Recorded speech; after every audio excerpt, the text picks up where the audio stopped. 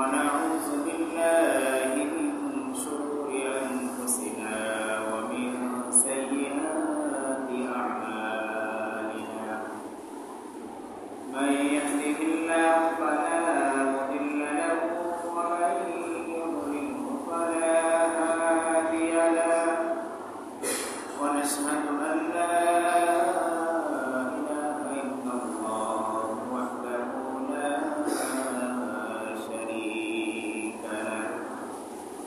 ونشهد أن سيدنا وسندنا وحبيبنا ومولانا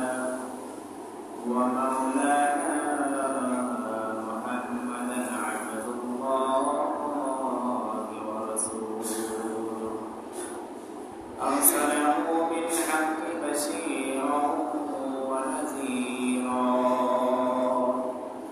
وداعيا إلى الله بإذنه وسراجا وقمرا منيرا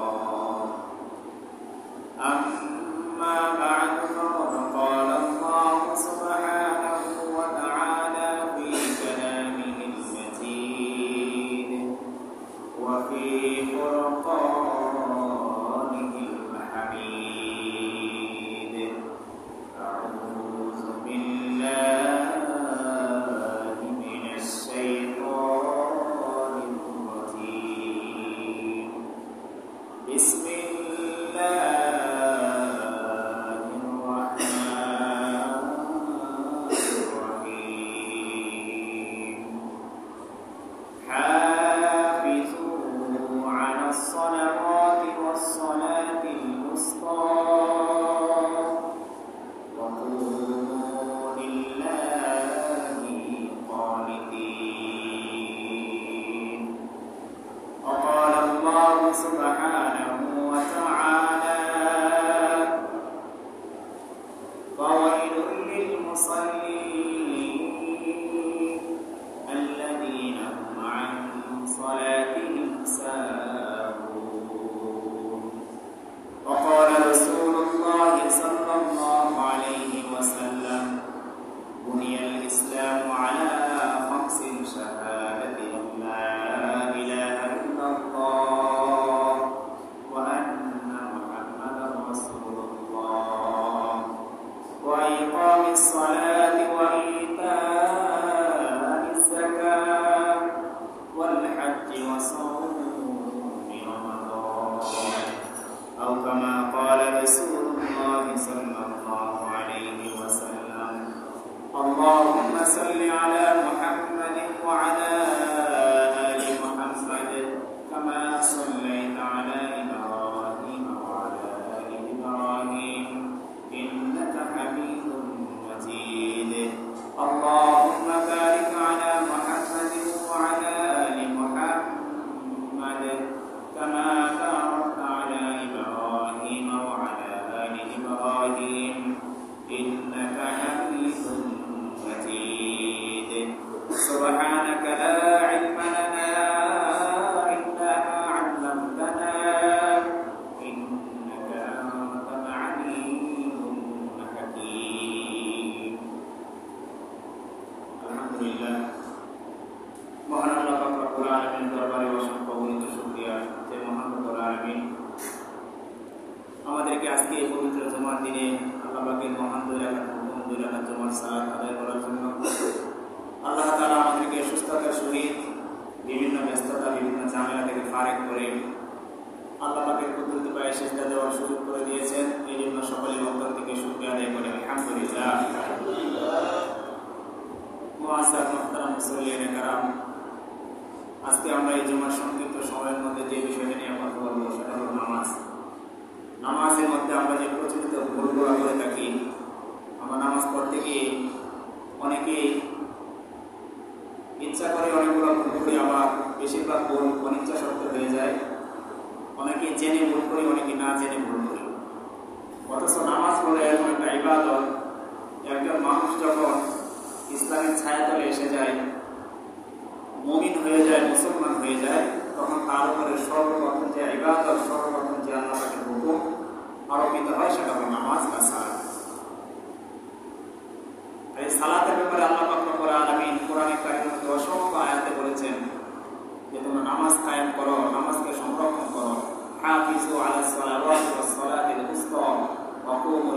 القانتين যে তোমরা সমস্ত নামাজগুলোকে সম্পন্ন করা হেফাজত করো এবং আল্লাহ পাকের সামনে তোমরা বিনয়ের সহিত একাগ্রতার সহিত কায়মানুভাবে আল্লাহ পাকের সামনে তোমরা দাঁড়াও। এরকম ভাবে সূরা মুমিনের মধ্যে আল্লাহ পাক রব্বুল আলামিন বলেছেন قد أفلح المؤمنون মুমিনরা সফল কাম আল্লাযীনা হুম ফী সালাতিহিম খাশিউন ওই মুমিনরা সফল কাম যারা নামাজের মধ্যে ভীত সন্তুষ্ট থাকে এবং একাগ্রতার সহিত আল্লাহ পাকের কাছে সালাত আদায় করে। আবার এরকম মুমিন রয়েছে আল্লাহ তাআলা কোরআনের মধ্যে বলে দিয়েছেন ফাওয়াইলুল লিল মুসাল্লিন এরকম কিছু নামাজি রয়েছে যারা নামাজ পড়ে কিন্তু আল্লাহ তাআলা বলেছেন ফাওয়াইলুল লিল মুসাল্লিন ওই সমস্ত মুসল্লিদের জন্য ওয়াইলুন নামক জাহান্নাম রয়েছে। তারা নামাজ পড়বে কিন্তু নামাজ পড়ার পরে তারা ওয়াইল নামক যে জাহান্নাম আছে সেই জাহান্নামে প্রবেশ করবে। ফাওয়াইলুল লিল মুসাল্লিন আল্লাযীনা হুম আন সালাতিহিম সাহুন ওই সমস্ত মুসল্লি কারা যারা সালাত আদায় করে নামাজ আদায় করে কিন্তু নামাজের ব্যাপারে তারা উদাসীন থাকে। নামাজে সে কি পড়তেছে নামাজে কখন কি পড়তেছে তার খেয়াল নেই। সে নামাজে দাঁড়িয়ে তার পরিবারের চিন্তা ব্যবসার চিন্তা চাকরির চিন্তা বিভিন্ন কাজে তার সেই নামাজের মনোযোগটাকে সে সরিয়ে ফেলতেছে। এই জন্য মোহতারাম হাজরিন আমরা যেহেতু ৫ ওয়াক্ত নামাজ দৈনিক আদায় করি তো আমাদের নামাজটা হচ্ছে কিনা নামাজটা কিভাবে পড়লে নামাজটা হবে আল্লাহ পাকের হুকুম ঠিক মতো হবে এই ব্যাপারে আমাদের সকলেরই জানা উচিত। প্রিয় হাজরিন নবী আলাইহিস সালাতু ওয়াস সালাম হাদিসের মধ্যে বলেছেন বুনিয়াল ইসলাম আলা খামসিন শাহাদাতি আল্লা ইলাহা ইল্লাল্লাহ ওয়া আন্না মুহাম্মাদার রাসূলুল্লাহ ইসলামের ভিত্তি বা ইসলামের খুঁটি ইসলামটাকে আল্লাহ পাক প্রতিষ্ঠিত করেছে ৫টি ভিত্তির উপর। এর প্রথম ভিত্তি বা প্রথম খুঁটি হলো আল্লাহ পাকের কালিমে শাহাদা সাক্ষ্য দেওয়া যে আল্লাহ ছাড়া আর কোনো মাবুদ নেই এবং নবী মুহাম্মদ রাসূলুল্লাহ সাল্লাল্লাহু আলাইহি ওয়াসাল্লাম আল্লাহ পাকের বান্দা ও রাসূল। এটা হলো ইসলামে প্রবেশ করার প্রথম স্তম্ভ। দ্বিতীয় স্তম্ভ হলো ওয়া ইকামিস সালাত সালাত কায়েম করা। আজকে আমরা এই সালাত সম্পর্কে নামাজ সম্পর্কে কথা বলবো ইনশাআল্লাহ। মোহতারাম হাজরিন নামাজ আদায়ের ক্ষেত্রে আমরা যে ভুলগুলো করে থাকি সচরাচর এটা মূলত দুই ধরনের। কারণ নামাজের ক্ষেত্রে আল্লাহ পাক রব্বুল আলামিন এবং নবী আলাইহিস সালাতু ওয়াস সালাম বলেছেন তোমরা যখন সালাত আদায় করবা নামাজ আদায় করবা তখন তোমরা খুদু এবং খুশুর সহিত নামাজ আদায় করো। এখানে দুইটা আরবি শব্দ ব্যবহার করা হয়েছে। একটা হলো খুদু যেটা নামাজের বাহিরের বিষয় অর্থাৎ দেহযোগ অর্থাৎ দেহের মাধ্যমে দেহের যে কাজগুলো রয়েছে শরীরের যে কাজগুলো রয়েছে এগুলোকে নামাজের মধ্যে অ্যাক্টিভ রাখা নামাজের মধ্যে যোগায়ন রাখা নামাজের মধ্যে শামিল রেখে সালাত আদায় করা। আরেকটা হলো খুশু এটা হলো নামাজের ভিতরের বিষয় অর্থাৎ নামাজে যখন আপনি প্রবেশ করে ফেলবো তখন আমার যে মন রয়েছে আমার যে দিল রয়েছে আত্মা রয়েছে এই মনটাকে মনোযোগটাকে নামাজের মধ্যে ধরে রাখা। আমরা অনেকে নামাজ পড়ি কিন্তু নামাজের মধ্যে দেখা যায় আমরা দাঁড়ানোর পরে আমাদের মন তো নামাজের মধ্যে থাকেই না আমাদের দেহ আমাদের সেই নামাজে দাঁড়ানোর পরে হাত পা গুলো নামাজের মধ্যে থাকে না। যেরকম অনেকে দেখা যায় আমরা যখন নামাজে দাঁড়াই নামাজে দাঁড়ানোর সময় সর্বপ্রথম কাজ হলো কেবলামুখী হয়ে দাঁড়ানো। অনেকে আমরা কেবলামুখী হয়ে দাঁড়াই না অনেকে আড়াআড়ি ভাবে দাঁড়ায় অমনোযোগিতার সহিত দাঁড়ায়। দাঁড়ানোর পরে দেখা যায় যে আরেকটা কাজ হলো কান পর্যন্ত হাত তোলে আল্লাহু আকবার বলে হাত বাঁধা। এক্ষেত্রে অনেকে দেখা যায় আমরা হাত তোলার ক্ষেত্রে অস্বাভাবিক ভুল করে থাকি।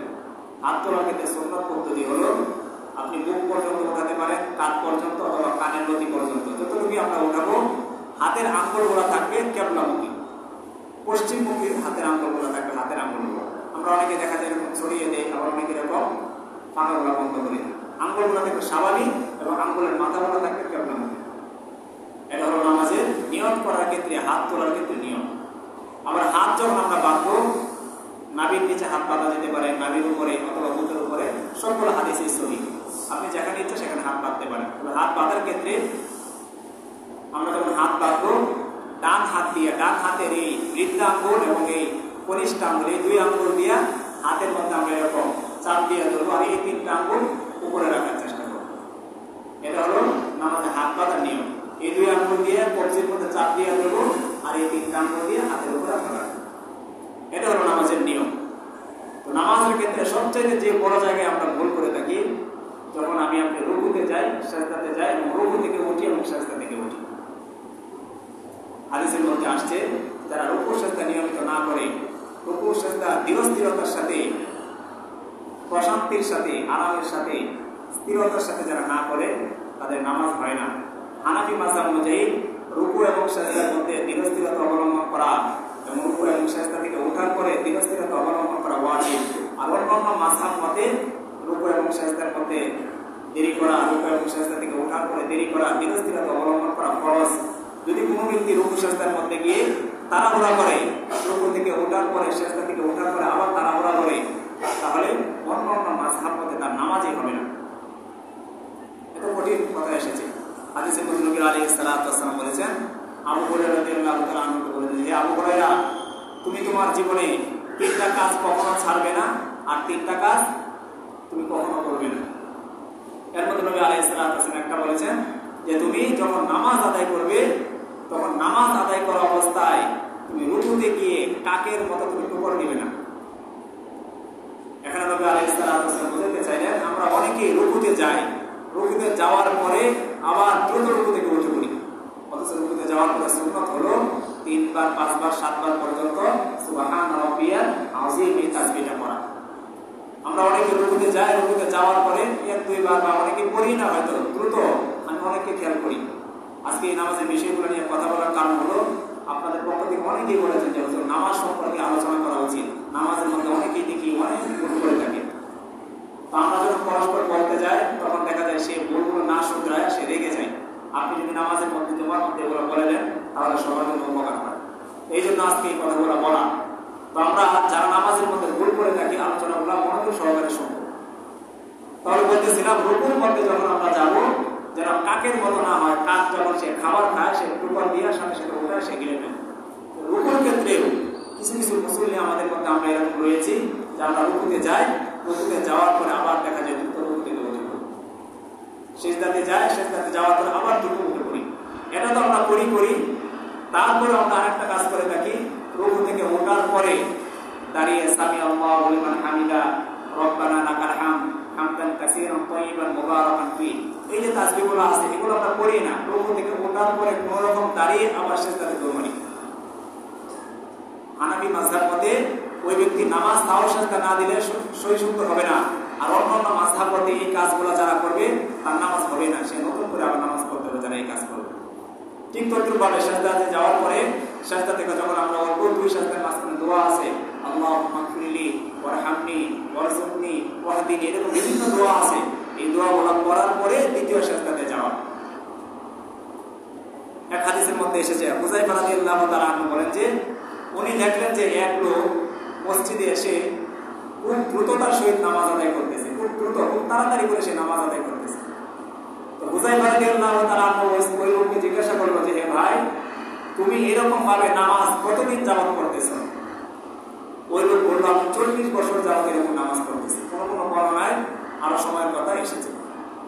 ওই লোক যখন বললো যে আমি 40 বছর যাবত এরকম তাড়াহুড়া করে নামাজ করতেছি, তখন হুযায়ফা রাদিয়াল্লাহু তাআলা আনহু বললেন যে তুমি যদি এভাবে নামাজ পড়তে থাকো তাহলে তোমার মৃত্যুটা নবী মুহাম্মদ রাসূলুল্লাহ সাল্লাল্লাহু আলাইহি ওয়াসাল্লামের ধর্ম অনুযায়ী হবে না। অর্থাৎ তুমি ইসলাম অবস্থায়, মুসলিম অবস্থায় তোমার মৃত্যু হবে না। কারণ কোন মুসলমান তাড়াহুড়া করে নামাজ আদায় করতে পারে না। তাড়াহুড়া করে নামাজ আদায় করা এটা হলো মুনাফিকের লক্ষণ। সূরা মাউনের মধ্যে আল্লাহ তাআলা বলেছেন ফাওয়াইলুল লিল মুসাল্লিন, নামাজের ক্ষেত্রে আল্লাহ বলেছে ওয়াইল নামক জাহান্নামে নামাজীদেরকে ধরে ধরে আল্লাহ তাআলা ঢুকায় দিবে। কোন নামাজীদেরকে? যারা নামাজের মধ্যে এরকম তাড়াহুড়া করবে। তাহলে যারা নামাজ পড়ে না তাদের জন্য তো শাস্তি আছে। আমরা যদি নামাজ পড়ে শাস্তি ভোগ করি এর চাইতে দুর্ভাগ্য, এর চাইতে কপাল পোড়া আর কেউ হতে পারে না। এই জন্য পেয়ারা হাজির, নামাজ যখন আমি আপনি করবো ধীরস্থিরতার সাথে নামাজ পড়বো। আরেক হাদিসের মধ্যে এসেছে নবীজি বলেছেন কোন ব্যক্তি নামাজকে আল্লাহ তাআলা, আল্লাহ পাকের ফেরেশতারা রুমালের মাধ্যমে সুগন্ধি মেখে আল্লাহ পাকের কাছে এই নামাজের নেকিগুলোকে উঠিয়ে দেন আকাশে। আর কিছু কিছু নামাজে আমাদের মধ্যে এরকম রয়েছে আমরা যাদের নামাজকে ফেরেশতারা ময়লার কাপড়ে মুড়িয়ে ওই নামাজি ব্যক্তির মুখের মধ্যে ঢিল মেরে দেয়। তাহলে এত কষ্ট করে আমরা ওযু করে ফজরের সময় আরামের ঘুমকে হারাম করে আমরা নামাজ পড়তে আসি। যদি আমাদের নামাজের এই অবস্থা হয়, একজন মুসলমানের ঈমানের পরে সবচেয়ে গুরুত্বপূর্ণ হলো নামাজ। কারণ যদি নামাজ ঠিক হয়ে যায় তার অন্যান্য আমল এমনি ঠিক হয়ে যাবে। ওমর রাদিয়াল্লাহু তাআলা আনহুর কাছে যখন কোনো কারো ব্যাপারে কোনো মাসালা আসতো, কারো ব্যাপারে কোনো প্রশ্ন আসতো, কোনো বিচার আসতো, তখন উনি জিজ্ঞাসা করতেন যে অমুকের নামাজ ঠিক আছে কিনা। যদি দেখতো যে তার নামাজ ঠিক আছে, উনি বলে দিতেন যে তার অন্য কাজগুলো ঠিক আছে। কারণ হাদিসের মধ্যে এসেছে আউয়ালু মা ইউহাসাবু বিহিল আবদু ইয়াউমাল কিয়ামাতিস সালাত, মৃত্যুর পরে একটা মানুষ যখন মৃত্যুবরণ করবে, কবরের জগতে তার ঈমানের প্রশ্ন হবে, ঈমান সম্পর্কে তাকে জিজ্ঞাসা করা হবে, তার রব সম্পর্কে জিজ্ঞাসা করা হবে।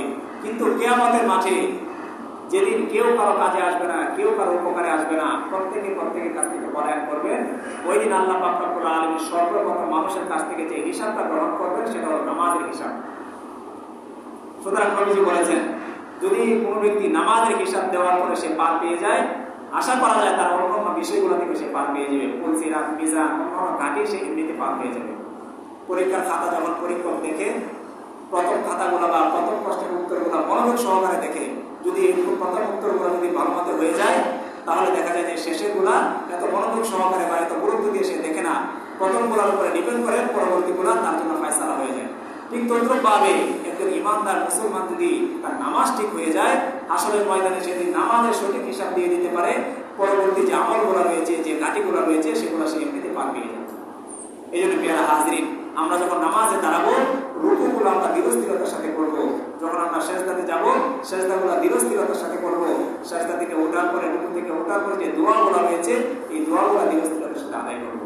এবং বিশেষ করে যখন আমরা জামাতের সহিত নামাজ পড়ি, ইমাম যখন নামাজের মধ্যে থাকে, আমরা একটা ভুল করে থাকি। আমরা অনেকে নামাজে আসি, দেখা যায় ইমাম সাহেব সেজদায় বা ইমাম রুকুতে বা ইমাম বৈঠকের মধ্যে বসে আছে, আমরা অনেকে এসে নামাজের শরীক হই না। ইমাম কখন দাঁড়াবে, এরপরে আমরা নামাজের মধ্যে শরীক হব। অনেকে আমরা ঝাড়ু দিই, সুইচ টিপি, অনেকে জানলা বন্ধ করি, জানলা দিয়ে থুতু ফেলি, বিভিন্ন কাজে লিপ্ত হয়ে যায়। অথচ নিয়ম হলো, উত্তম হলো, ইমামকে আপনি যে অবস্থায় পাবেন মসজিদে ঢোকার পরে, সেই অবস্থায় আপনি ইমামের সাথে শরীক হয়ে যাবেন। বলা যায় না এই মুহূর্তে আপনার আজরাইল চলে আসতে পারে, আপনি ইমামের সাথে একটা সেজদা পাইলেন, একটা সেজদাতে শরীক হয়ে যান। যদি একটা সেজদা আল্লাহ পাকের কাছে কবুল হয়ে যায়, এক সেজদার বদলে আল্লাহ আপনাকে জান্নাতে ফয়সালা করে দেবেন। এই জন্য প্রিয় হাজরিন, এই ভুলটা আমরা কখনো করবো না। মসজিদে প্রবেশ করার সাথে সাথে ইমামকে যে অবস্থায় পাইব, সেই অবস্থায় আমরা শরীক হয়ে যাব। তবে যদি কোনো ব্যক্তি রুকু না পায়, কোনো ব্যক্তি নামাজরত অবস্থায় ইমামকে পাওয়ার পরে সে যদি রুকু না পায়, তাহলে সে ওই রাকাত পাবে না। আমরা অনেকে দেখা যায় ইমাম সাহেব রুকুতে পাই না, সেজদাতে পেয়েছি, পরবর্তীতে আমরা এই নামাজটা আদায় করি না। এখানে মাসলা আমরা জেনে রাখবো সবাই, যদি আপনি রুকু পান, ইমাম সাহেবকে এসে যদি রুকুতে পান আর আপনি রুকুতে শরীক হয়ে যেতে পারেন, তাহলে আপনি ওই রাকাত পেয়েছেন, পরবর্তীতে এই রাকাত পড়া লাগবে না। কিন্তু ইমাম সাহেবকে যদি আপনি রুকুতে না পান, সেজদাতে পান, আপনি শরীক হয়ে গেছেন, পরবর্তীতে এই রাকাতটাকে আপনাকে আদায় করতে হবে। এই ভুলগুলো আমরা কখনো করবো না। আরেকটা বিষয় হলো, অনেক সময় দেখা যায় যে ইমাম সাহেবের আগে আমরা রুকু সেজদা করে ফেলি। এই ব্যাপারে হাদিসের মধ্যে অনেক দলকে এসেছে। আল্লাহ নবী বলেছেন, আল্লাহ পাক চাইলে ওই ব্যক্তির চেহারাকে গাদার চেহারার মতো করে দিতে পারেন, যে ব্যক্তি ইমামের আগে ইমামের অন্যগুলো কাজগুলো সে পরিপূর্ণ করে ফেলে। সেজদাতে যাওয়ার আগে সেজদা করে ফেলে, রুকুতে যাওয়ার আগে রুকু করে ফেলে। অনেকে দেখা যায় রুকুর ক্ষেত্রে ইমাম যখন রুকু থেকে সামি আল্লাহু লিমান হামিদা রব্বানা লাকাল হামদ বলে রুকু থেকে উঠে, আমরা অনেকে না দাঁড়িয়ে এরকম সেজদাতে যাওয়ার জন্য প্রস্তুতি গ্রহণ করি। তো ইমাম তো দেখা যায় যে সে রব্বানা লাকাল হামদ হামদান কাসীরান তাইয়িবান দোয়া করার পরে, ওই রুকু থেকে ওঠার পরে সে সেজদাতে যাওয়ার পরে দেখা যায় ইমাম সেজদাতে যায় না, সে এরকম কোমর বাঁকা করে দাঁড়িয়ে থাকে, মোবাইল হ্যান্ড করে না, এদিক যায় না ওদিক যায় না, তখন ওই মুসলিমের অবস্থা হয়ে যায় এরকম। এই কাজগুলো করা যাবে না। নামাজের ক্ষেত্রে ধীরস্থিরতা অবলম্বন করতে হবে, কারণ ধীরস্থিরতা অবলম্বন না করলে হানাফি মাযহাব অনুযায়ী সে নামাজের মধ্যে সাহসিকতা না দিলে ওই নামাজ তার হবে না। অন্যান্য মাযহাব অনুযায়ী তাকে নতুন করে আবার নামাজ পড়তে হবে, নয়তো তার নামাজ কখনোই হবে না। এই হাজরিন, আমরা যখন নামাজের মধ্যে দাঁড়াবো, নামাজের আরো অনেক ভুল করে থাকি, এই ভুলগুলো আমরা খেয়াল রাখবো। বিশেষ করে আমরা যখন নামাজের মধ্যে দাঁড়াই, এটা তো হলো আমাদের নামাজের বাহিরের বিষয়, নামাজের অঙ্গ প্রত্যঙ্গের বিষয়। কিন্তু নামাজে প্রবেশ করার পরে আমাদের সবচেয়ে বড় যে শত্রু, সবচেয়ে বড় যে আমাদের দুশমন, আমাদের নফস, যে নফস, আমাদের মন, মনোযোগ আমাদের নামাজের মধ্যে থাকে না। দেখা যায় নামাজ পড়তেছি, মনোযোগ চলে গেছে ব্যবসায়, মনোযোগ চলে গেছে বাইরে, সন্তানের কাছে, স্ত্রীর কাছে, বিভিন্ন কাজে, বিভিন্ন ঝামেলার মধ্যে। এরকম আমাদের প্রত্যেকেরই হয়ে থাকে, প্রত্যেকেরই হয়। কারণ এই মনটা নিয়ন্ত্রণ করা যতটুকু কঠিন, বরং আমরা নামাজের বাইরে যে আমাদের অঙ্গ প্রত্যঙ্গ, আমাদের রুকু সিজদা, এগুলোকে নিয়ন্ত্রণ করা আমাদের জন্য সহজ। কিন্তু মনের বিষয়টা এটা আল্লাহ পাকের কাছে, মন চলেই যেতে পারে, কিন্তু একজন ইমানদার মুসলমান, একজন প্রকৃত নামাজের কাজ হবে মনটা নামাজের বাইরে চলে যাওয়ার সাথে সাথে আবার মনটাকে ফিরিয়ে নিয়ে আসে, আরে আমি তো নামাজের মধ্যে রয়েছি। এরকম মন চলে যাবে, আপনি আবার মনোযোগে নিয়ে আসবেন, মনোযোগ চলে যাবে, আবার মনোযোগ নামাজে ফিরিয়ে নিয়ে আসবেন। এভাবে করতে করতে করতে করতে একটা সময় নামাজের মধ্যে আপনার মনোযোগ বসিয়ে যাবে। নামাজে বসার জন্য 5টা নিয়ম আমরা ফলো করতে পারি। নামাজে মনোযোগ বসার জন্য প্রথম যে কাজটা করবো আমরা, যখন আপনি নামাজে দাঁড়াবো, মনে করবো যে এটা আমার জীবনের শেষ নামাজ। নবী আলাইহিস সালাতু ওয়াস সালাম বলেছেন, সল্লু সালাতান মুআত্তি, তোমরা এরকম ভাবে নামাজ পড়ো যেন এটা তোমার বিদায়ী নামাজ, এরপরে তুমি আর নামাজ পড়ার সুযোগ পাবে না। এই ধারণা নিয়ে, এই চিন্তা নিয়ে তুমি যখন নামাজে দাঁড়াবে, তখন তোমার মনোযোগ শয়তানের নামাজের বাইরে নিতে পারবে না। এই জন্য পেয়ারা হাজিরিন, যখন আপনি নামাজে দাঁড়াবো, যখন এই মনোযোগ থাকবে যে এই নামাজের পরে হয়তো, এই জুমার সালাতের পরে হয়তো আমি আসরের নামাজ আর পড়তে পারবো না, তখন দেখা যাবে যে আমার মনোযোগ আর নামাজের বাইরে যাবে না। সেদিনকার নামাজটা, সেদিনকার রুকুটা, সেদিনের সেজদাটা আমার জীবনের সর্বশ্রেষ্ঠ রুকু হয়ে যাবে, সর্বশ্রেষ্ঠ নামাজ হয়ে যাবে। সেদিন আপনি যে ওযুটা করবো, সেটা জীবনের সর্বশ্রেষ্ঠ ওযু হয়ে যাবে। সেদিন আপনি যে দোয়াটা করবো, চোখের পানি দিয়ে আমি আপনার সেই চোখগুলোকে, বুকগুলোকে আমরা ভিজিয়ে দিব। সুতরাং নামাজে মনোযোগ ধরে রাখার জন্য সর্বপ্রথম আমাদেরকে এই বিষয়টা খেয়াল রাখতে হবে যে এটা আমার জীবনের সর্বশেষ নামাজ। ঠিক তদ্রুপভাবে নামাজে মনোযোগ ধরে রাখার জন্য আরেকটা কাজ করতে হবে, তা'দীলুল আরকান। নামাজের যে আহকাম এবং আরকানগুলো রয়েছে, সেগুলো ধীরস্থিরতার সাথে আদায় করা। একটু পূর্বে যে কথাগুলো বলেছি, রুকুতে যখন আমি যাব, রুকুতে যাওয়ার সময় রুকুর তাসবিহগুলো ধীরস্থিরতার সাথে পড়া, সুবহান রাব্বিয়াল আযীম, সুবহান রাব্বিয়াল আযীম। সিজদাতে যাওয়ার পরে সুবহান রাব্বিয়াল আ'লা, সিজদাতে কোনটার সময় আল্লাহু আকবার। এরপরে যখন আপনি আত্তাহিয়াতুস সূরাতে বসবো, আত্তাহিয়াতুল ধীরস্থিরতার সাথে পড়া, এরকম সানাটা ধীরস্থিরতার সাথে পড়া। এই বিষয়গুলো যখন আস্তে আস্তে আপনি যখন পড়বো, তখন এটার অনুভূতি, এটার ভাব আমার অন্তরের ভিতরে প্রবেশ করবে, তখন আর তাড়াহুড়া আসবে না। সুতরাং নামাজে মনোযোগ বসানোর জন্য দ্বিতীয় কারণ হলো নামাজে তাড়াহুড়া না করা। ঠিক তদ্রুপভাবে নামাজে মনোযোগ ধরে রাখার জন্য আরেকটা সবচেয়ে গুরুত্বপূর্ণ কাজ হলো, আপনি যখন নামাজ পড়বো, সালাত আদায় করবো, এই সালাতটা যেন জামাতের সহিত আদায় করা হয়। কারণ নবী আলাইহিস সালাতু ওয়াস সালাম বলেছেন, একাকী নামাজ পড়ার চাইতে জামাতের সাথে যারা নামাজ পড়বে, তারা একাকী নামাজ পড়া ব্যক্তির চাইতে 27 গুণ সওয়াব বেশি অর্জন করবে। সুবহানাল্লাহ। কোন কোন হাদিসের মধ্যে 25 গুণ সওয়াব বেশি পাওয়ার কথা এসেছে। সুতরাং আপনি যখন জামাতের সাথে নামাজ পড়বো, দেখা যাবে যে সবার সাথে আমার রুকু হয়ে যাবে, ইমামের সাথে আমার সিজদা হয়ে যাবে, ইমামের সাথে আমার বৈঠক হবে। প্রত্যেকটা কাজ যখন জামাতের সাথে হবে, তখন আর আমার মনোযোগ নামাজের বাইরে যাওয়ার কোনো চান্স নেই, কোনো সুযোগ নেই। সুতরাং নামাজের মনোযোগ ধরে রাখার জন্য আরেকটা কাজ করতে হবে, সেটা হলো নামাজটাকে যেন জামাতের সহিত আমরা আদায় করি। ঠিক তদ্রুপভাবে নামাজের মধ্যে মনোযোগ ধরে রাখার জন্য আরেকটা কাজ হলো, নামাজে আপনি কি করতেছি এগুলোর অর্থ জানার চেষ্টা করেন। আপনি যখন নামাজে নিয়ত করবো আল্লাহু আকবার, আল্লাহু আকবার শব্দের অর্থ কি? যখন সানা করবো, খেয়াল করবো সানা শব্দের অর্থটা কি? যখন সূরা ফাতিহা পড়বো, সূরা ফাতিহার পর অন্য একটা সূরা পড়বো, রুকুর তাসবিহ করবো, সিজদার তাসবিহ, তাশাহুদ করবো, দুরূদ শরীফ করবো, দুআয়ে মাসুরা করবো, এই প্রত্যেকটার অর্থ যদি আপনার জানা থাকে, আপনি যখন নামাজের মধ্যে পড়বো, অর্থের দিকে যখন আপনার খেয়াল যাবে, তখন দেখা যাবে যে অটোমেটিকলি নামাজের মধ্যে আপনার মনোযোগ বসে গেছে। কিন্তু আফসোস, আজকে আমরা সহি শুদ্ধভাবে অনেকে কোরআনই পড়তে জানি না, এগুলোর অর্থ জানবো দূরের কথা, সহি শুদ্ধভাবে আমাদের অনেকে সূরা ফাতিহাটা পর্যন্ত হয় না, অনেকে সানাটা পর্যন্ত শুদ্ধভাবে আমরা পড়তে পারি না। এই জন্য প্রিয় হাজরিন, নামাজ তো অবশ্যই পড়তে হবে। আসলে ময়দানে সর্বপ্রথম নামাজের হিসাব হবে। নামাজের হিসাবে যারা আটকে যাবে, তারা অন্য অন্য ঘাটের মধ্যে আটকে যাবে। সুতরাং নামাজকে সঠিক করার জন্য নামাজের মধ্যে যে দোয়া, দুরূদ, যে সূরাগুলো রয়েছে, এগুলোর অর্থ জানা আমাদের জন্য অনেক জরুরি। সর্বশেষ নামাজে মনোযোগ ধরে রাখার জন্য আরেকটা করণীয় হলো, নামাজের মধ্যে যে সুন্নত বিষয়গুলো রয়েছে, এই বিষয়গুলোকে যথাযথভাবে আদায় করা। যেরকম নামাজের মধ্যে সানা পড়া সুন্নত, বারবার রফুল ইয়াদান হাত তোলা সুন্নত, নামাজের মধ্যে সূরা ফাতিহার পরে আমিন বলা সুন্নত, এই সুন্নতগুলো খেয়াল করে আদায় করা।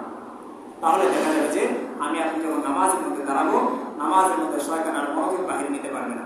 শয়তান যে ওপেন চ্যালেঞ্জ নিয়ে আল্লাহ পাকের কাছ থেকে এসেছে, সে আমাদেরকে প্রতিটা পদক্ষেপে, প্রতিটা ধাপে ধাপে আমাদেরকে সে গুনাহের কাজে, অন্যায় কাজে সে নিতে চাইবে।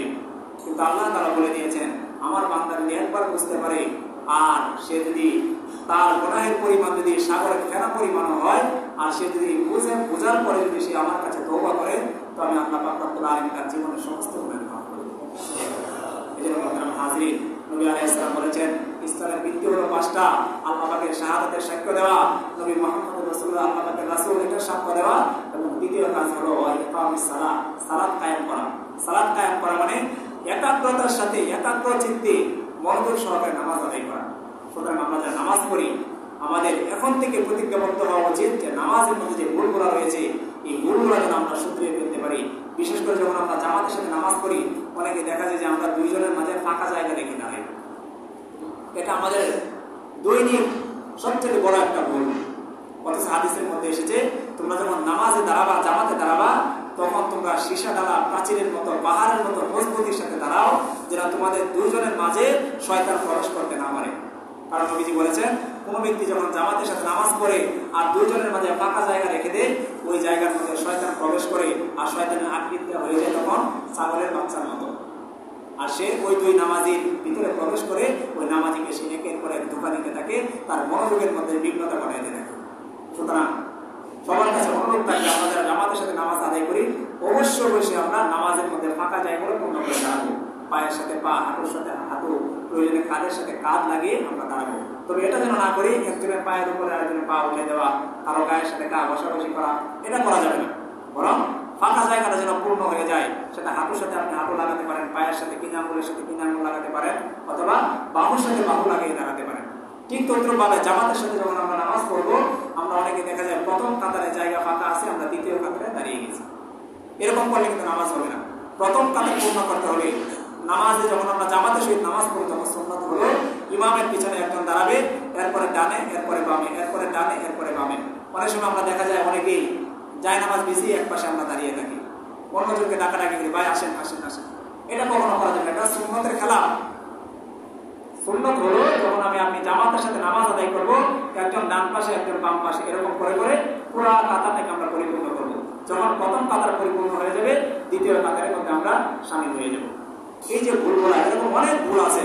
আমি তো আজকে কয়েকটা ভুলের কথা বললাম, আপনাদের আরো যারা যাদের এরকম ভুল করা হয়েছে আপনারা ওলামায়ে কেরামের কাছ থেকে, হুজুরদের কাছ থেকে আপনারা জানবেন এবং এই ভুলগুলো শুধরে আমল করার চেষ্টা করবেন ইনশাআল্লাহ। এজন্য মোহতারাম হাজিরিন, আল্লাহ পাক রব্বুল আলামিন আমাদেরকে এই যে সঠিকভাবে কিভাবে নামাজ পড়তে হবে, নামাজের মনোযোগ কিভাবে ধরে রাখতে হবে, এই বিষয়গুলো যেন আমরা সবাই আমল করার চেষ্টা করি এবং নামাজকে যেন আমরা খুশু এবং খুজু একাগ্রতার সহিত একাগ্রতা চিত্তে যেভাবে নামাজ পড়লে আল্লাহ তাআলা খুশি হন এবং নবী মুহাম্মদ রাসূলুল্লাহ সাল্লাল্লাহু আলাইহি ওয়াসাল্লাম যেভাবে নামাজ পড়তে বলেছেন সেভাবে যেন আমরা নামাজ পড়তে পারি এবং আসলে সেই কঠিন ময়দানে যেদিন কেউ কাউকে চিনবে না, কেউ কারো কাজে আসবে না, সেদিন যেন আমরা নামাজের সঠিক হিসাব দেওয়ার মাধ্যমে জান্নাতে প্রবেশ করতে পারি। আল্লাহ তাআলা আমাদের সবাইকে সেই তৌফিক দান করুন। সকলে বলি আমিন। যারা সুন্নাত পড়েন তারা সুন্নাত পড়ুন।